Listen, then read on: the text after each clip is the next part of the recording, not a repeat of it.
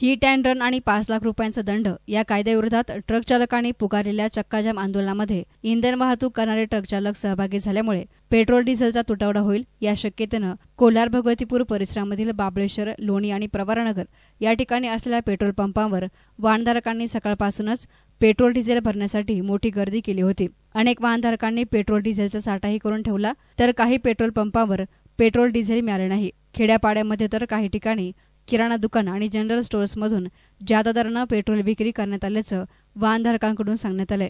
परिसरामधील काही पंपांवर पेट्रोल संपले असे बोर्डही लावण्यात आले आहेत। पेट्रोल डिझेल मिळणार नाही त्या भीतीनं वाहनधारक अस्वस्थ होऊन रांगेमध्ये उभं राहून पेट्रोल घेत असल्याचं चित्र कोल्हार आणि परिसरामध्ये सर्वच पंपांवर दिसून आलं।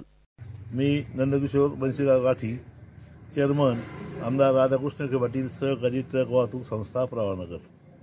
आमची संस्था इंडियन ऑइलचे 2 पंप चालवते, एक साकुरी आणि दुसरा प्रवरानगर येथील कारखान्यावरील। दोन्ही पंपावर आज प्रचंड गर्दी आहे।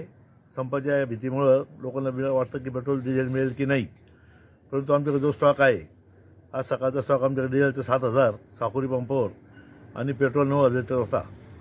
तर आमची विक्री अजून चालू आहे। शक्यतो थोडंसं कंट्रोल केलं आहे। ज्यांना 10-20 लिटर पाहिजे त्यांना 10 लिटर देतोय, ज्यांना पेट्रोल 1-2 लिटर देतोय। प्रवरानगर पंपावर तीच परिस्थिती आहे। प्रवरानगरचं डिझेल संपलेलं आहे आणि पेट्रोल अजून 7,000 शिल्लक आहे। तिथे काही एवढी गर्दी नाही आहे, तिथं गिऱ्हाईक कमीच असतं थोडं नेहमीच, पण साकुरी पंपावर प्रचंड गर्दी असून विक्री सुरळीत चालू आहे। गरज पडल्यास पोलिस मदत घ्यावी लागते।